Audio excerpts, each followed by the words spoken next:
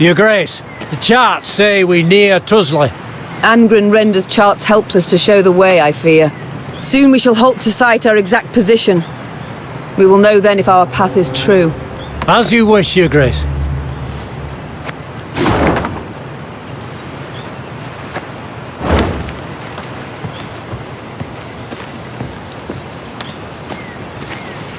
Sensing a limp in her mount's gait, Meve ordered the column to halt. There was a thorn in her mare's hoof, burrowing deeper with every step. The horse whinnied and pulled her leg away, but Meve knew how to calm her. She stroked the mare's cheek, whispered slow words in her ear.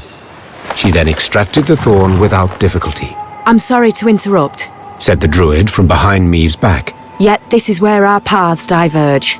We've a modest gift to thank you for the road shared, and for your aid at the obelisk to the marsh gods. Meve wished to respond, but the druids had turned toward the woods, their satchels slung over their shoulders. The Queen waited till they were out of sight to open the bundle. Their gift was by no means modest.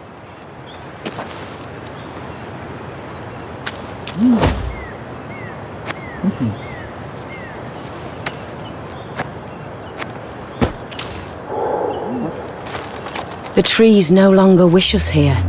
They call for someone else.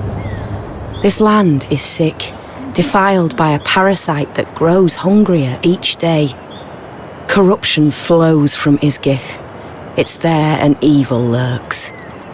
The trees no longer wish us here. They call for someone.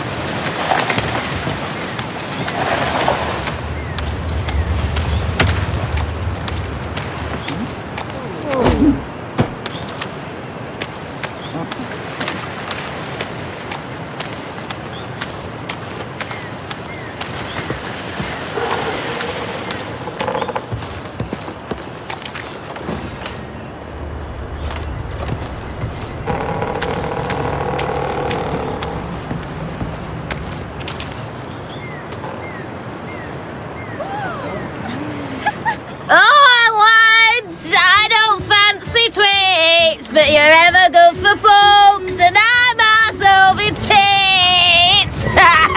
Meve and the horseman beside her exchanged a perplexed glance. They'd heard the song clearly, both its tune and its verse.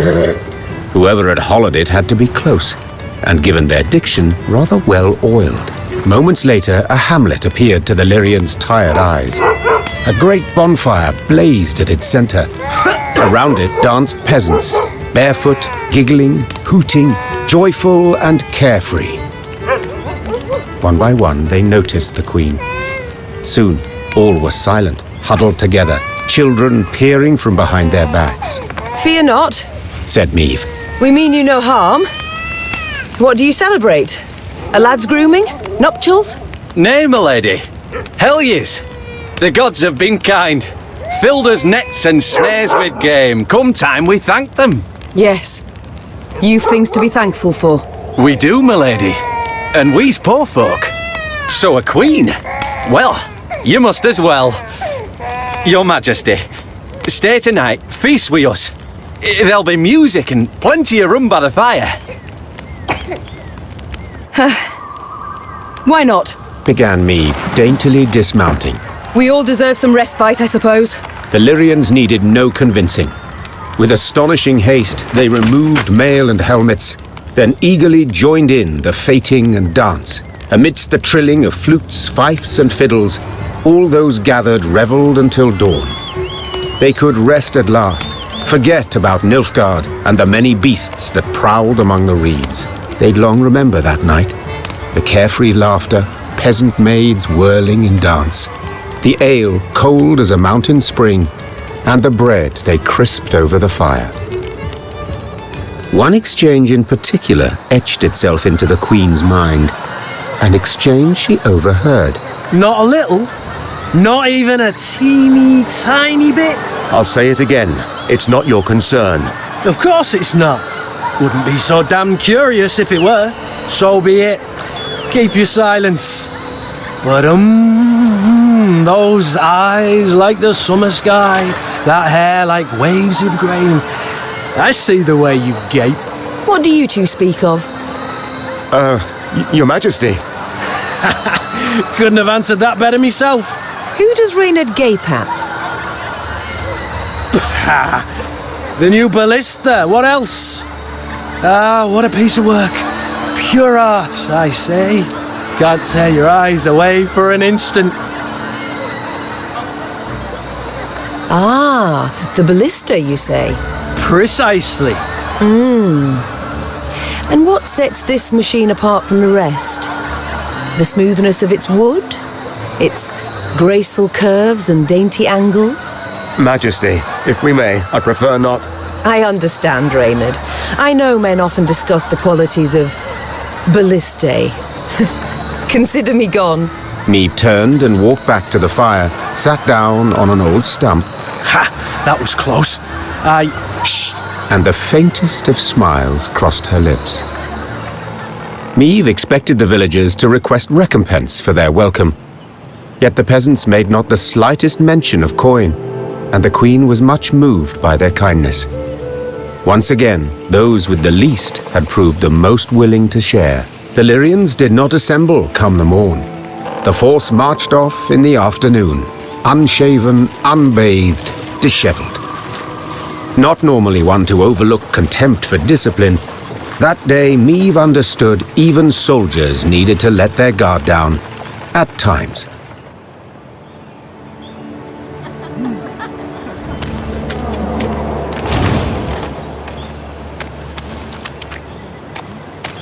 Admire, admire, ample harvest yield, for our mistress all me.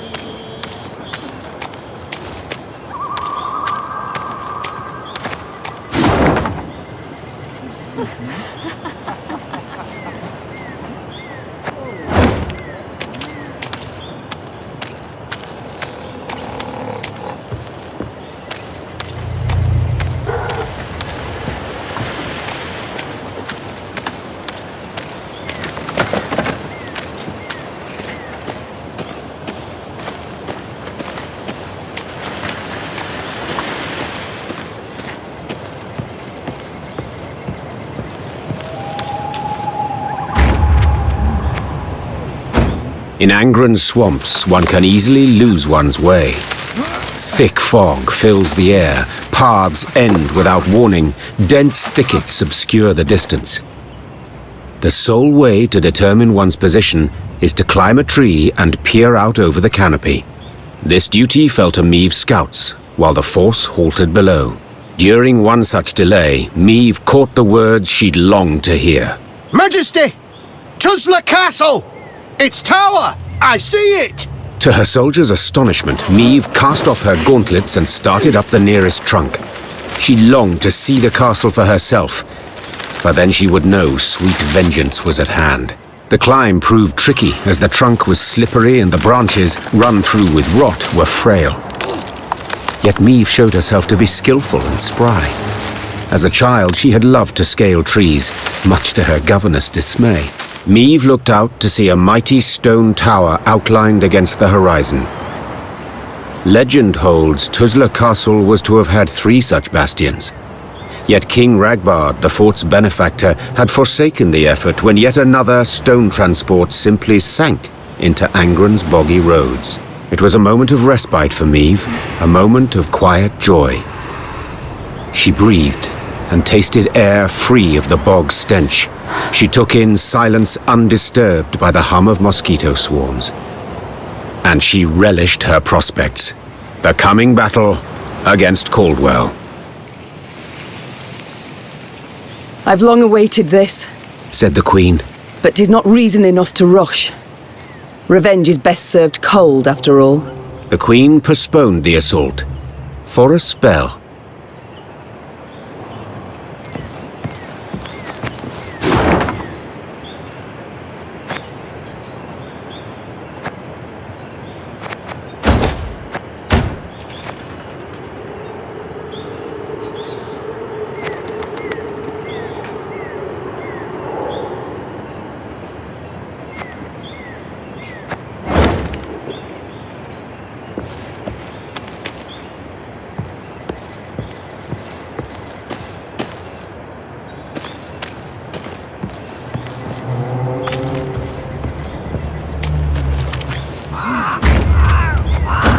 Maeve once again found herself midst the forests around Tuzla Castle.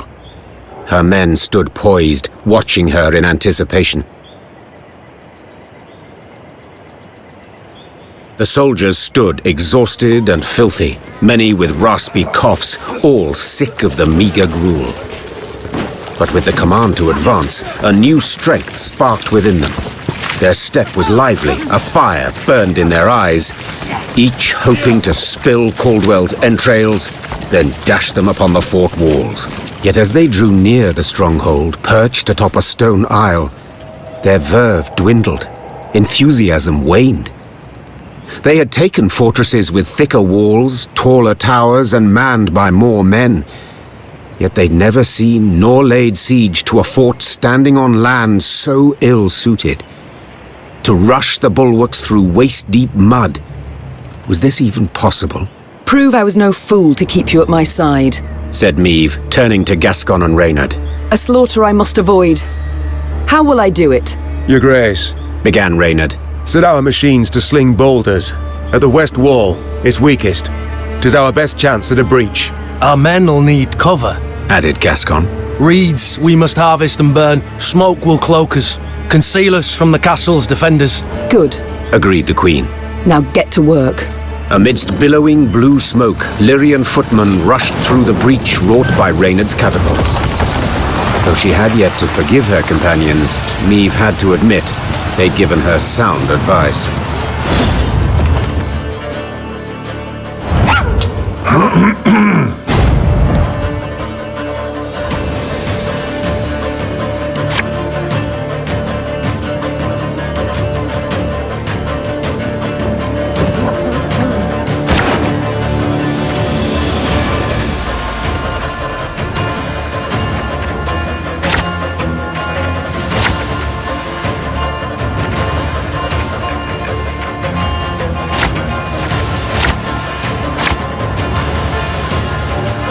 Caldwell, I've come for your head. I knew you'd come. Your lofty pride presages another dramatic fall.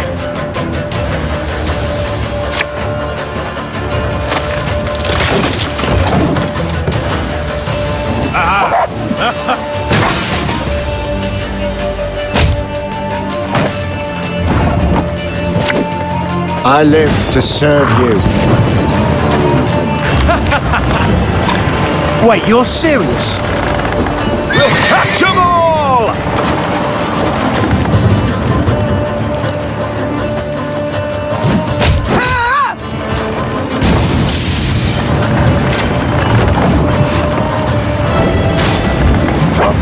Order!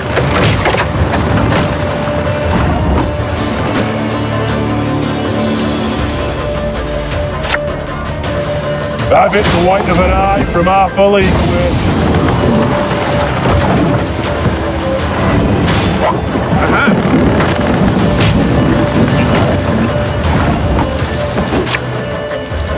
Bigger they are, easier they are to target.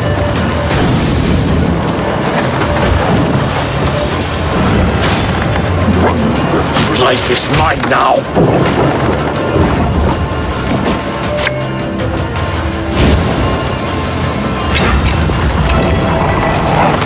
The chase is on! I'm coming.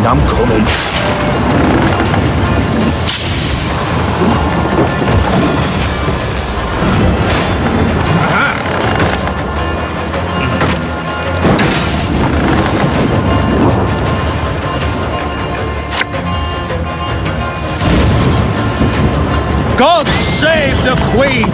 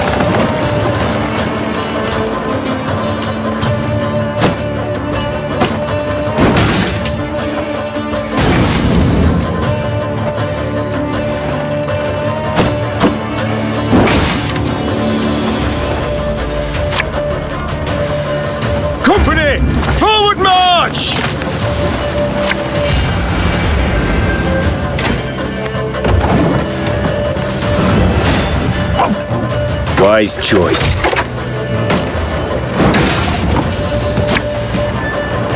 You must sweat like a swine in that jacket.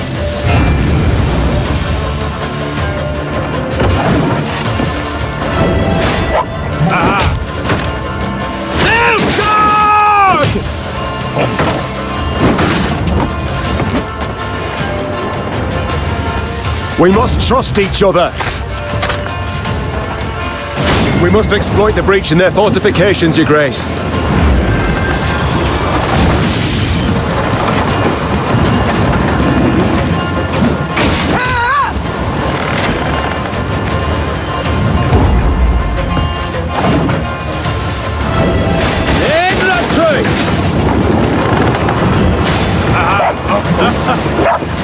To the last! No one touch him! The Count is mine!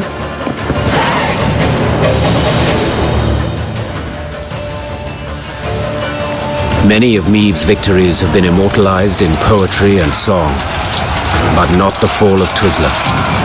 Lyrians fought Lyrians. Brothers killed brothers, in rain and mud, midst a cursed swamp. Certainly nothing to inspire a bard. Near the battle's end, Meave stormed the great stone tower to which Caldwell had fled. The Queen ascended the stairs, dealing blow after blow, blood cascading down in her wake.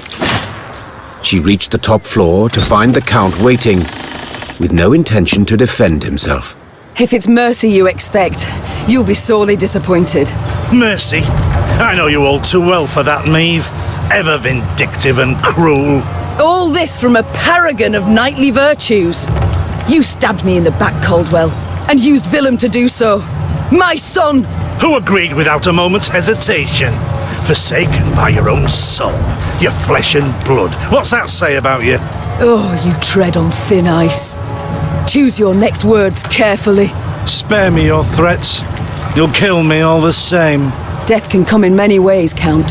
Some quick, some slow.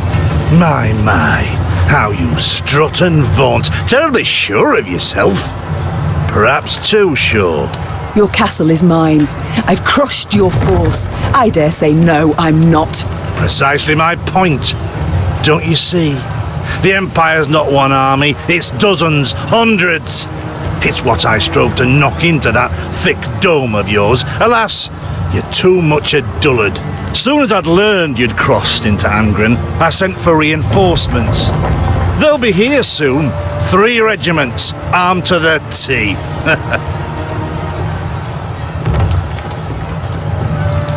Nilfgaardians seem ever to have the upper hand, yet I find the means to defeat them. Not this time, Meave. Nilfgaard comes in numbers. 10 Imperial footmen to each and every one of yours. You'll not win, nor can you flee. Do you know why? Enlighten me. I dare you. But one bridge leads to Tuzla. As it happens, I ordered it raised as you laid siege. The swamps around the castle are too deep to cross. Try to rebuild the bridge, the Imperial troops will arrive before you can finish.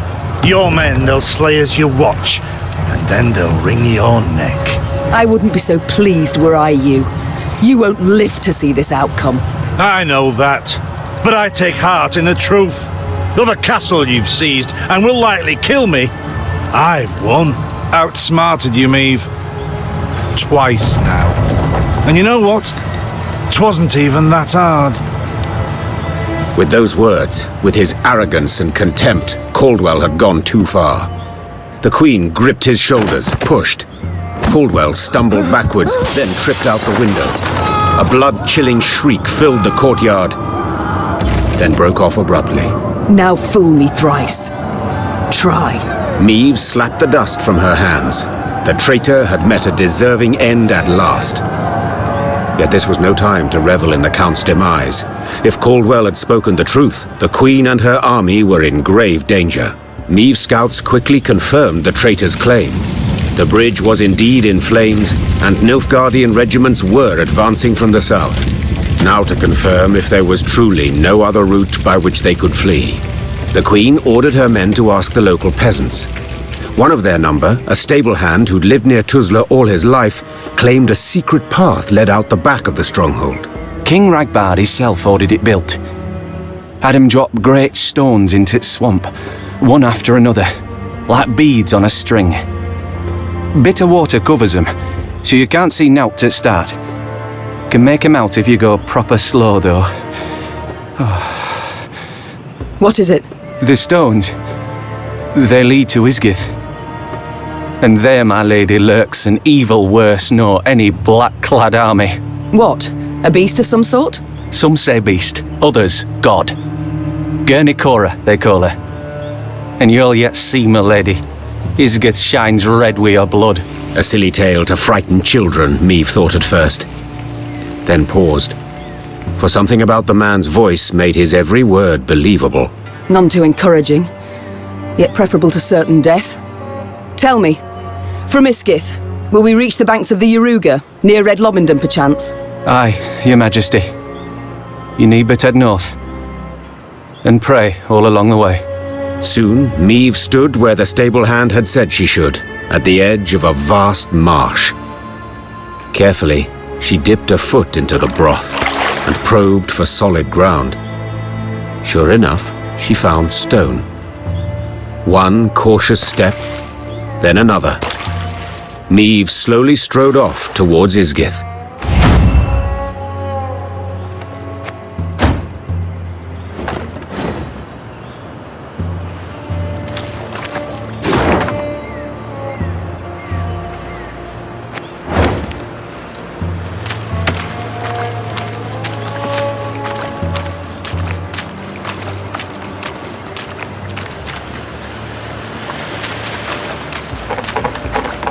With the path to Isgith hidden from view, Meave proceeded like one blind, moving solely by touch. With each step, she could not know if she would find rock or plunge beneath the black water's surface. The Queen's soldiers followed single file, carefully mirroring her every move. The Lyrians, near the end of their strength, got lucky when a light breeze dispersed the fog to reveal dry land. The Queen let out a sigh of relief. At last. Meave kicked off her boots to empty them of water and mud, then promptly screamed. Her legs were in leeches, slimy, bloated leeches. Ignoring the pain and trickling blood, she frantically tore them from her legs, wishing to be rid of them. Having plucked the last parasite from her calf, Meave grabbed her boot to crush the bloodsucker beneath her heel. Yet it had already slithered off. She spotted it on the trunk of a birch where, like a very fast snail, it was climbing. What the devils? But Meave's words caught in her throat. Leeches and ticks in the dozens dangled from the tree's branches. Some were so gorged on blood that their skin was translucent and on the point of bursting.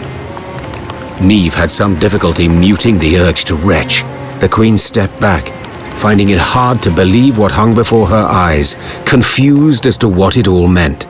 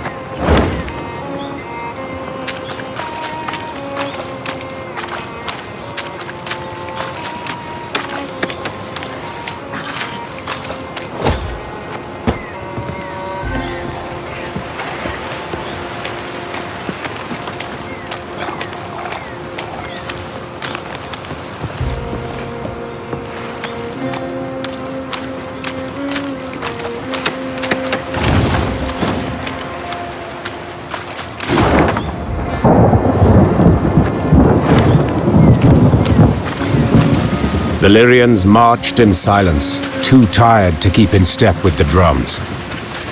Suddenly, the wind rose to a howl, and there was a loud crash of thunder. Blast! Meave leapt from her saddle. We camp here! Pitch the tents, quickly! Quickly! As the soldiers rushed to unload the wagons, a wall of water came down, soaking them to the bone. Later, they sat in their leaky tents, huddled, teeth chattering, violent coughs rocking their frames. The storm raged the night through, then finally passed before dawn. Niamh emerged from her tent to wring out her coat. Reynard approached, his gait heavy, his face grim. Your Majesty, several men of the 11th, a dozen or so, sought to flee last night. Sentries stopped and bound them. Now they await your judgment. Niamh fastened her still wet coat. She knew well why the men had tried to desert. They longed for their kin, had lost sight of victory, perhaps even no longer believed. Yet the marching and fighting seemed destined to go on forever. The Queen sympathized. She too was spent, and many doubts plagued her. Yet she knew the deserters had to be punished. The question was, to what extent? Niamh entered the tent where the prisoners stood. Some of the men looked away, ashamed at their deed. Others raised their gazes to meet hers, their eyes red, tearful, pleading. You all know the penalty for desertion. Niamh said to the soldiers bound at wrist and foot. I ought to have every last one of you hanged. Yet, we've come far along a treacherous road. Endured hardships extreme. This I considered against your crime. You shall lose rank and receive no pay for 1 year. Now get out of my sight. Immediately! The deserters mumbled their gratitude and rushed out of the tent, fearing the Queen might yet change her mind. Niamh then left for her quarters, anger and bitterness eating her up from the inside.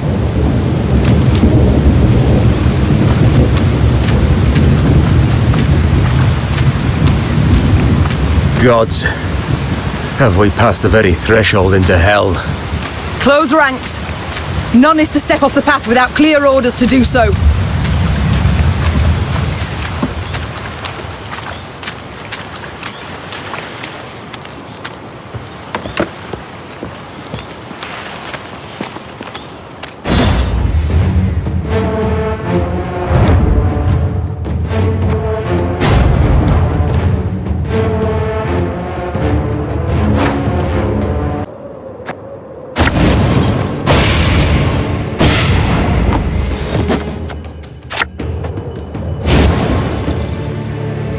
One bolt, all I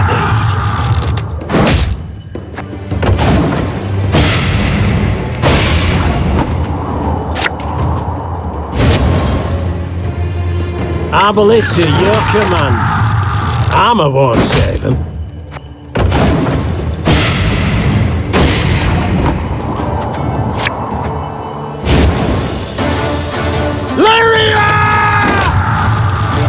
One bullet's all I need.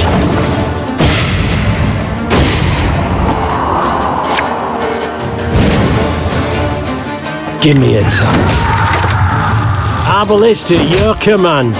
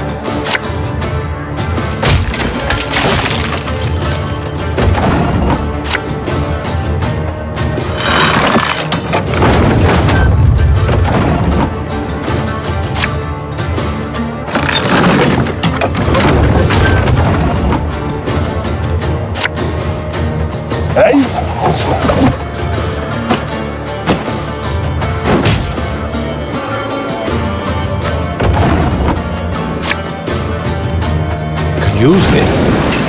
Not sure for what just yet, but...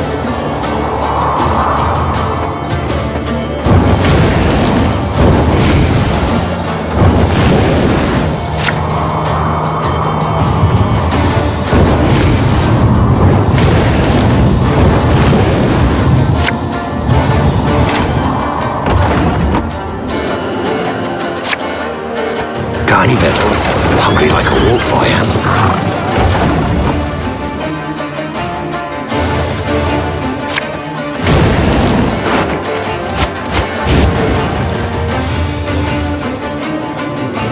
Ever have a storm knock out one of your teeth?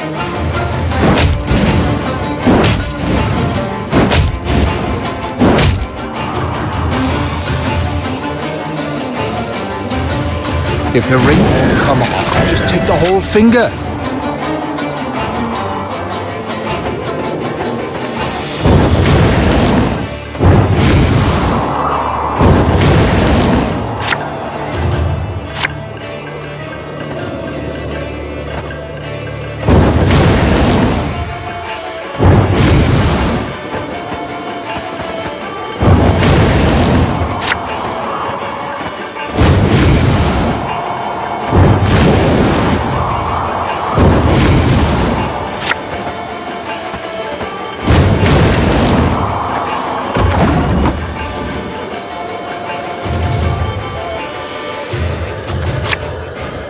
I've hit the white of an eye from half a league away.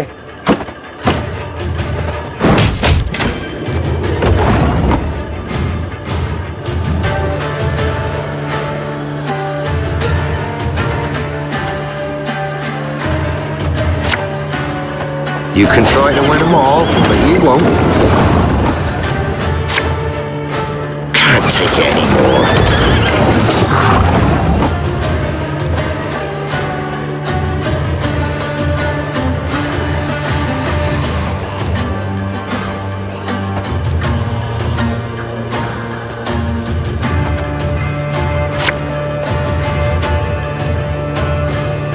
Gonna need 3 buckets of nails and a tub full of pegs.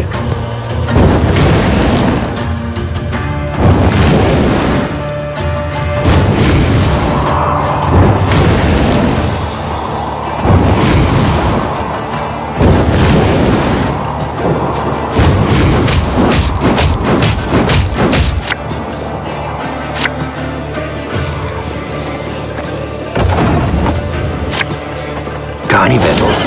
Hungry like a wolf, I am.